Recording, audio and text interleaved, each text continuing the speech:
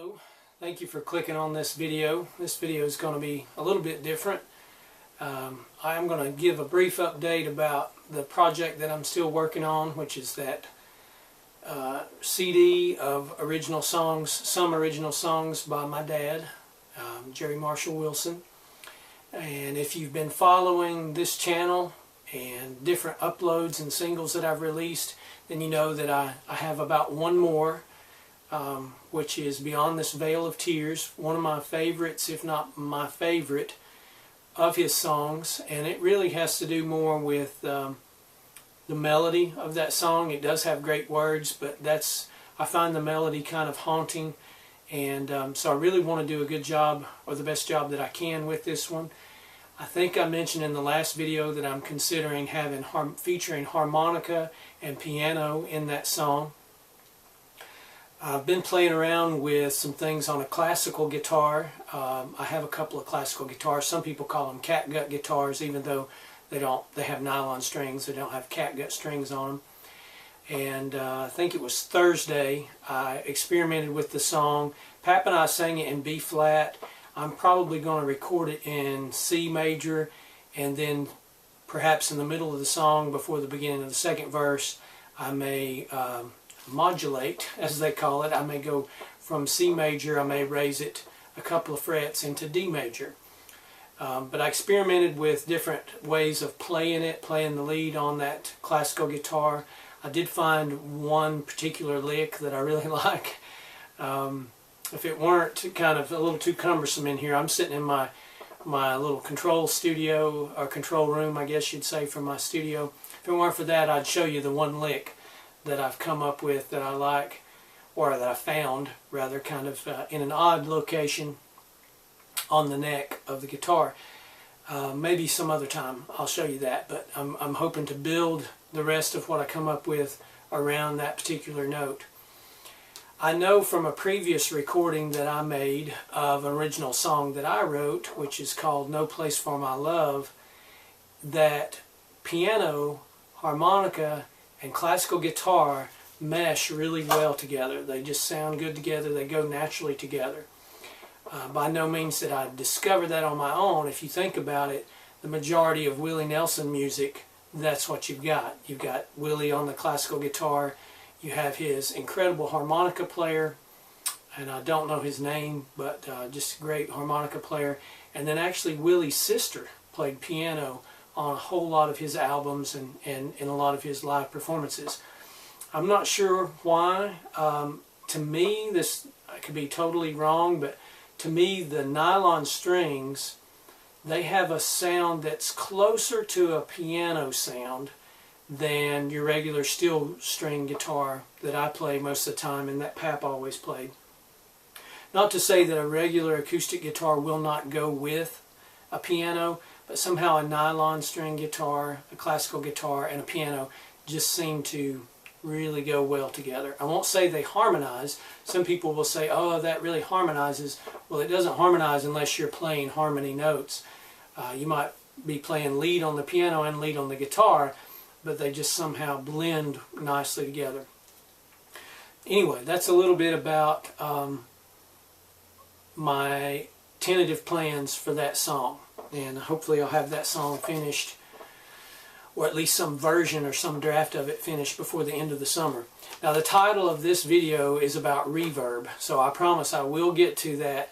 I'm just trying to, for the people who regularly watch my videos, give them some updates that kind of tie into previous videos.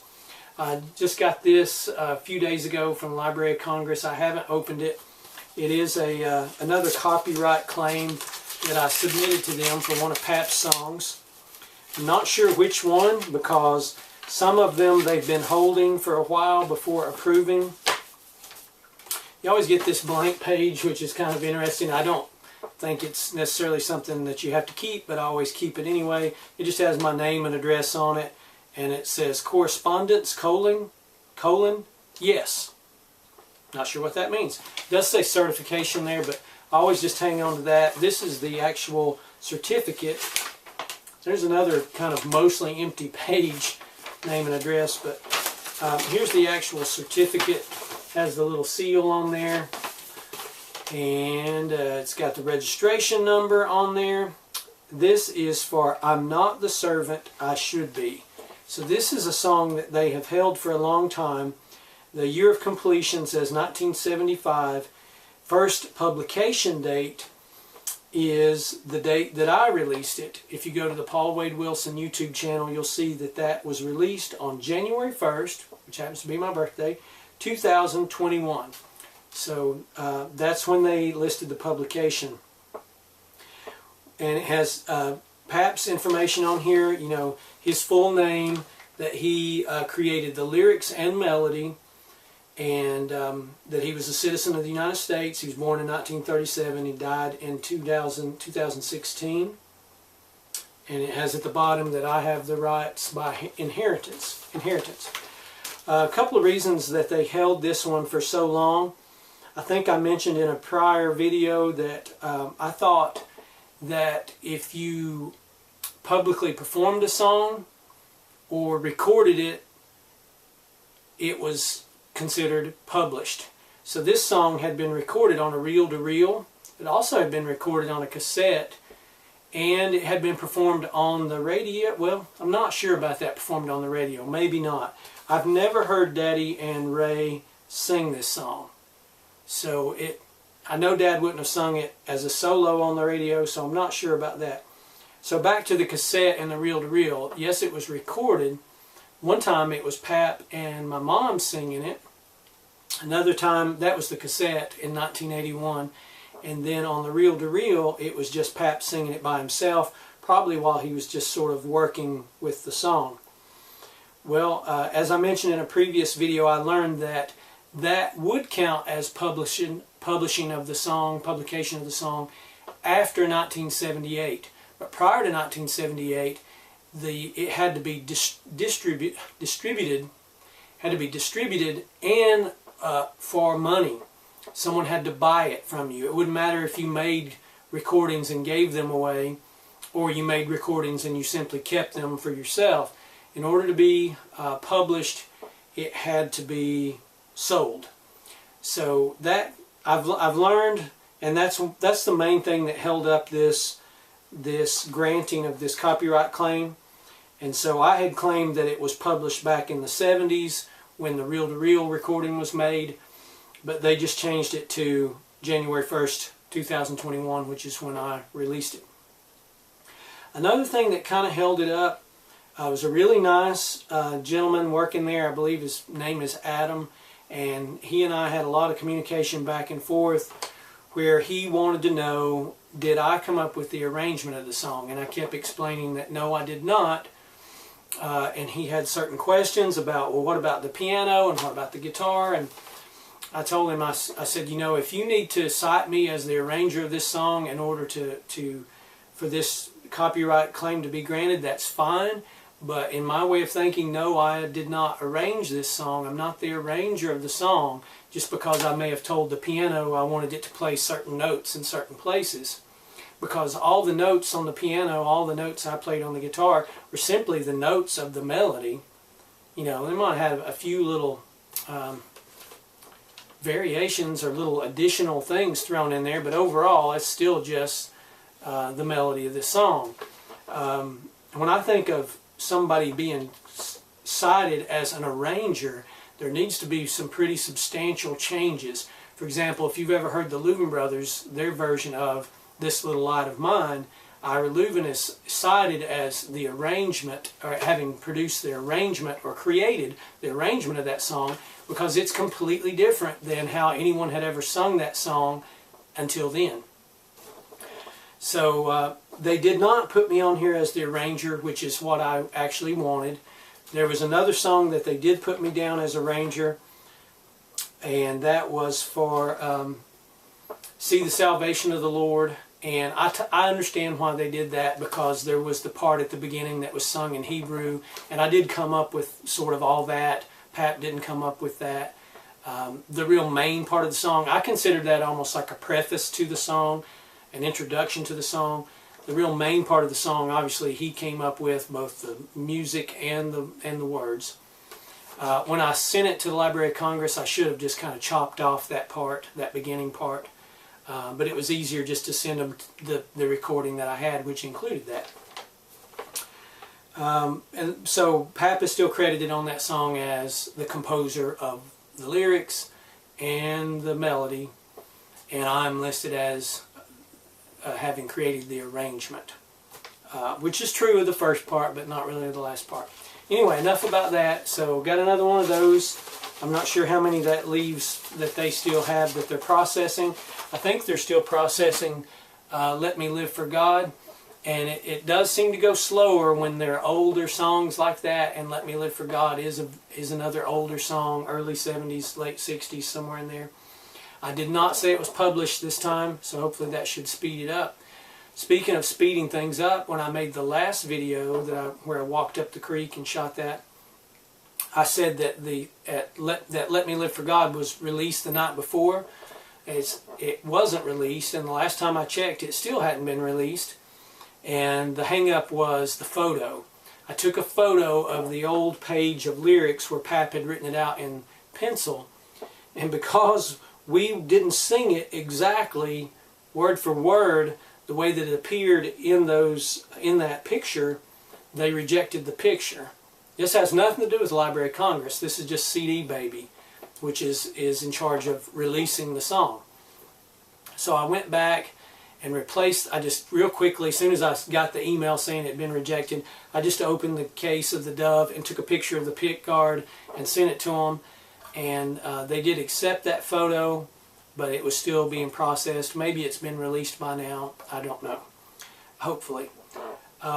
Anyway, so the subject of this video is supposed to be about homemade reverb. And I thought about different titles, what to call it, but I decided just to call it homemade reverb. I'm going to show you some older recording equipment that belonged to Pap. This first thing, this little brass box, and you can see it has 4 knobs. One of them is missing, but you can still turn it. They all turn pretty smoothly. I'd say this was probably made in the 1960s. Has 4 inputs on the back and 1 output. The reason I pulled it for this video is because when I had come upon this as a kid and looked at it, I thought it was a reverb unit. I know that he had some form of reverb. You can hear it on some of those reel-to-reel recordings, but I've never come across it in any kind of old boxes or anything like that. So I'm not sure what became of it, but I don't think it's anywhere here or anywhere in his house. This says transistorized microphone mixer. So it's a 4-track mixer. I haven't hooked it up to see if it would still work. It has no input on it for power. So I'm not sure how it works. I guess that's where the transistorized part comes in. Interestingly, it only has 1 output. So even though you've got 4 tracks, I think that having only 1 output, and it's an RCA output, it's not a 1/4 inch. I think that would mean you're going to have to mix mono, even though you've got 4 tracks, and you can independently control them. You can't. There's no pot and pan. You can't decide, well, I want this guitar over here, and I want the bass in the center, and I want this mandolin over here. I think it's going to be a mono mix. But the reel-to-reel recording that he used, the old Roberts reel-to-reel, it was 2-track. So this would be a way of running 4 microphones into a 2-track system. Someday I may plug it up just for curiosity to see if it still works. But thought I would share that. I have another microphone that he used to use that I know works, and I actually used it on a recording that he and I made of Gonna Lay Down My Old Guitar, the old Delmore Brothers song. And you can hear that on the CD that we released called Lamp Lighting Time. If you have that, then that old microphone from the 1960s, it was recording the Dove. So the lead guitar on that song was recorded with that microphone. I still have it here somewhere. It still works. Here's another old microphone that belonged to Pap. The one I was talking about before, it was a Shure, which is a big microphone maker. This one says Electro Voice or Electric Voice, something like that. Model 664. Electro Voice Incorporated. That may be Granny calling on the phone here. Let me pull it out of my pocket. That's a friend of mine. I'll call him back. Actually, that's Josh Griggs. So you guys have seen him in a lot of videos. That was Josh Griggs calling. I'll call him back. Like the other video or other microphone that I was talking about, this one does kind of a 90, and I don't know exactly how you would mount it. I guess something like that, although that's pretty thick. It's pretty heavy.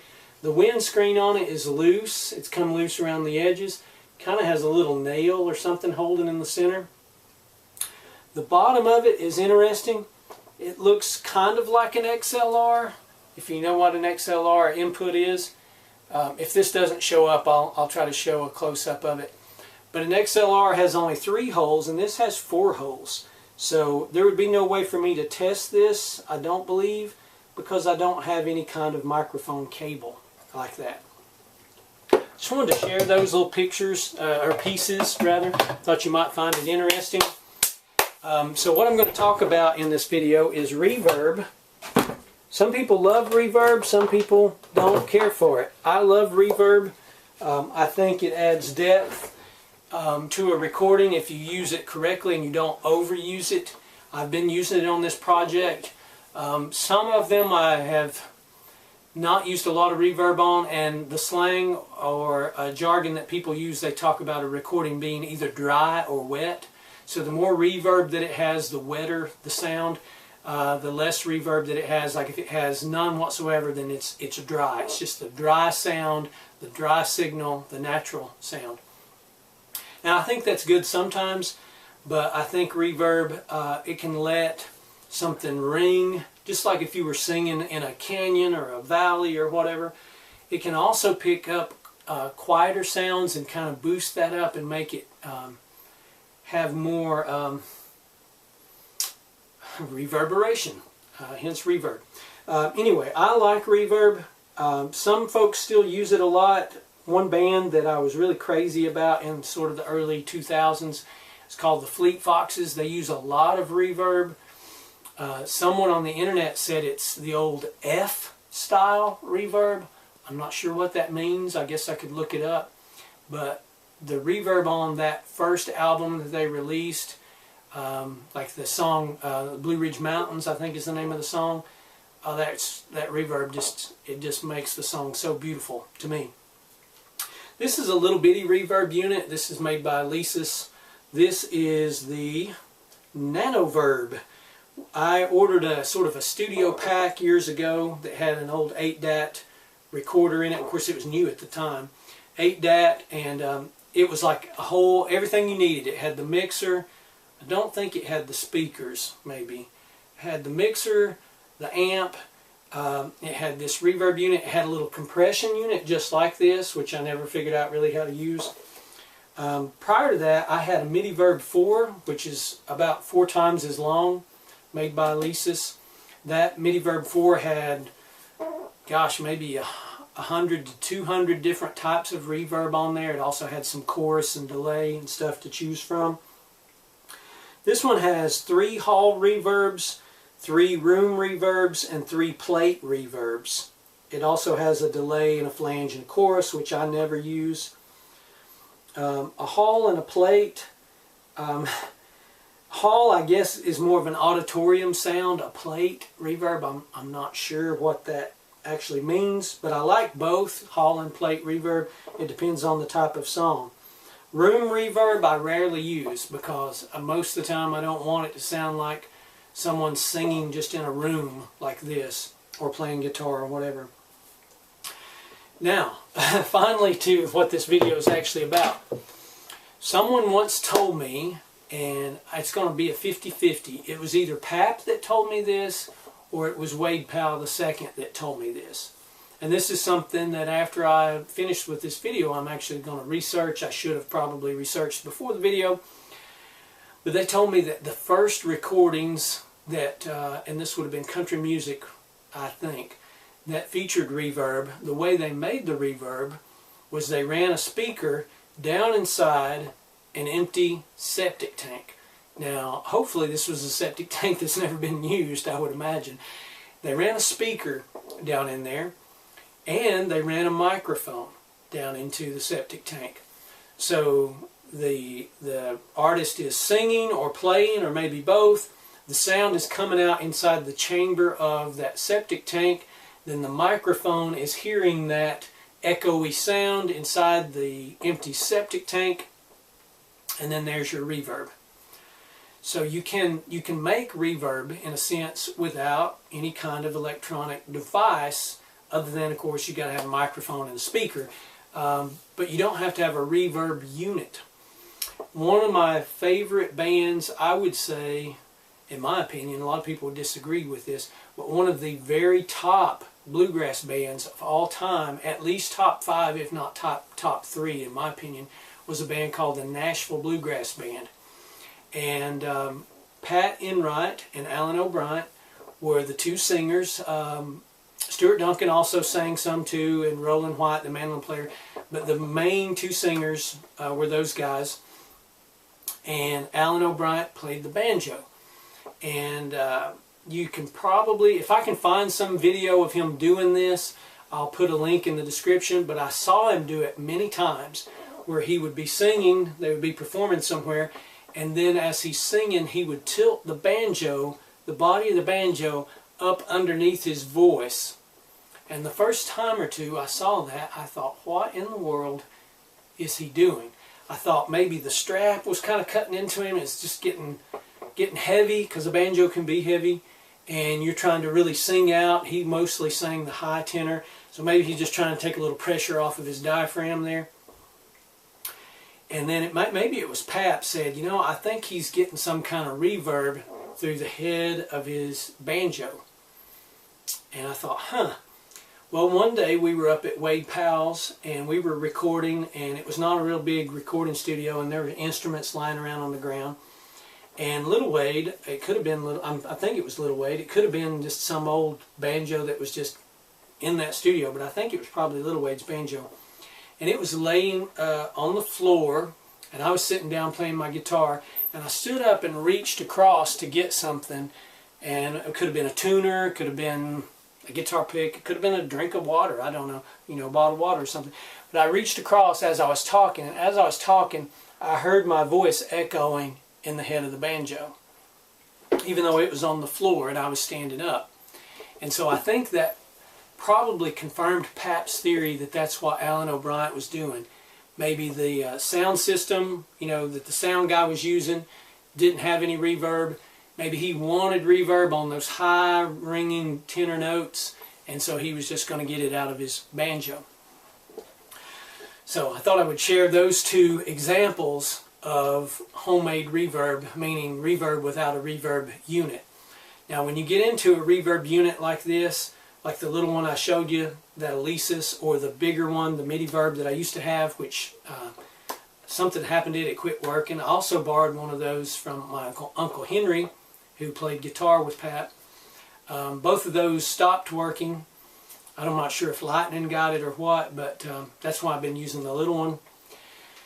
But anyway, when you get into those reverb units, you may have 100 or so.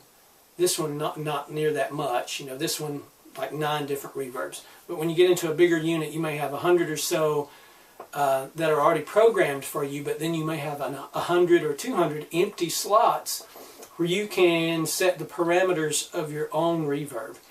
And you get into all kinds of things. Like if it's a room reverb, what are the dimensions of that room? How high is the ceiling?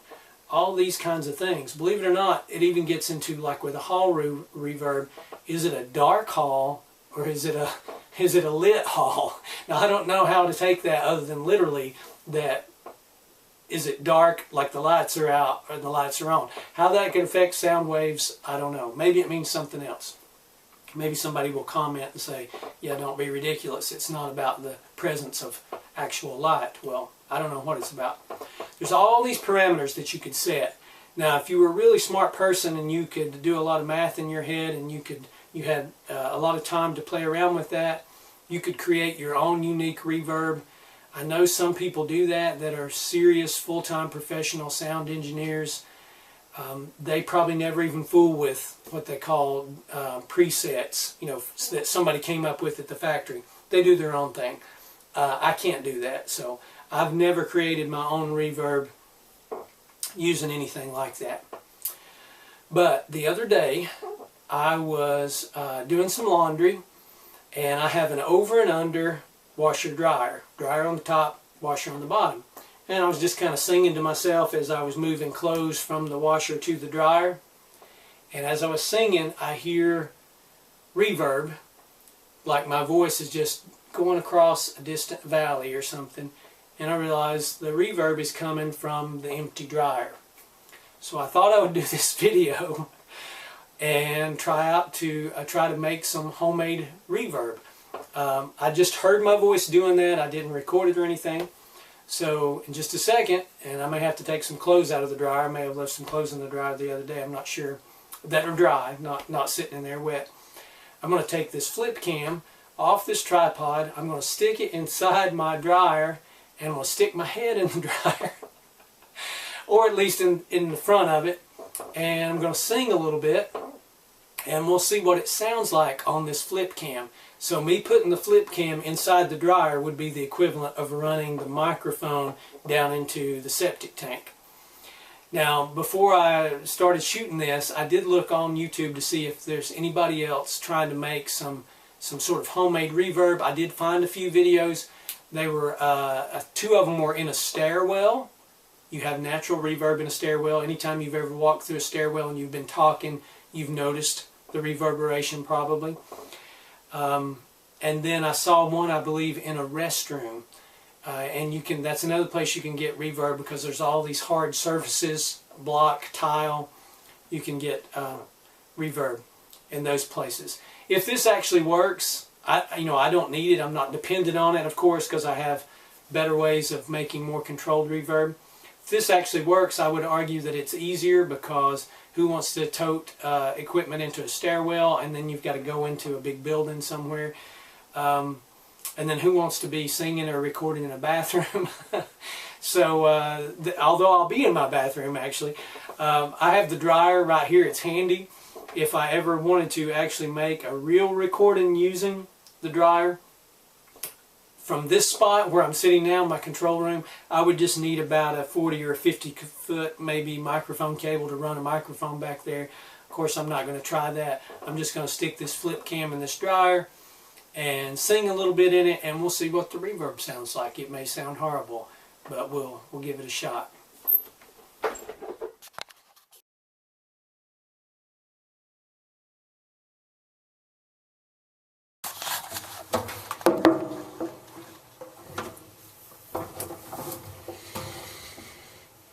Way back in the hills,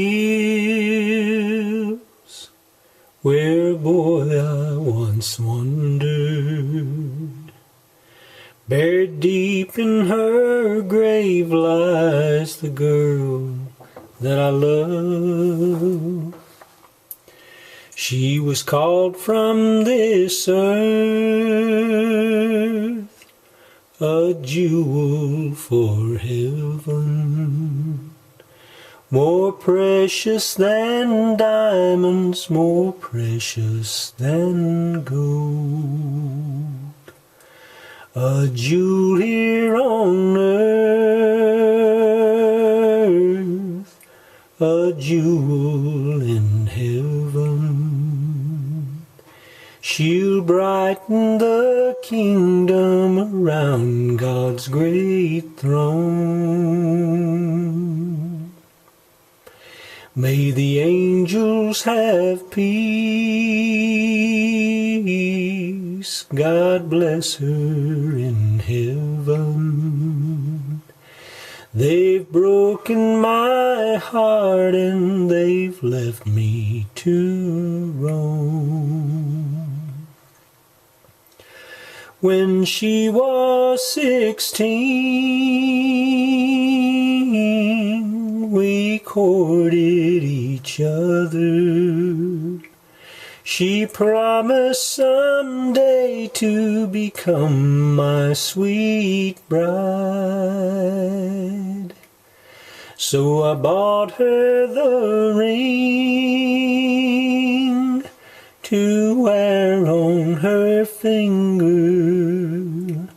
But the angels, they called her to heaven one night. This earth has its wealth, its trials and troubles. Mother Earth holds her treasures of diamonds and gold, but it can't hold the soul of one precious jewel. She's resting in peace with the heavenly host. A jewel here on earth, a jewel in heaven. She'll brighten the kingdom around God's great throne. May the angels have peace. God bless her in heaven. They've broken my heart and they've left me to roam.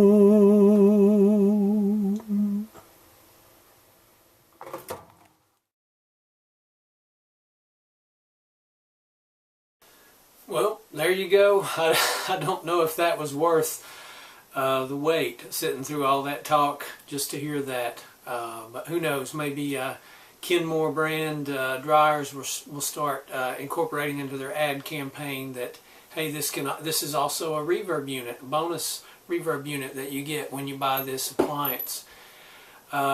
Just a few things that I learned from doing that. You may have noticed I started off singing that song really low, and it seemed like it was pretty rumbly inside the sort of the chamber, the tunnel in there. So I just kept raising the pitch. Each time I would start a new verse, I would try to go up a little bit, a couple of frets, and it seemed like the higher that I got, the better the reverb in there sounded.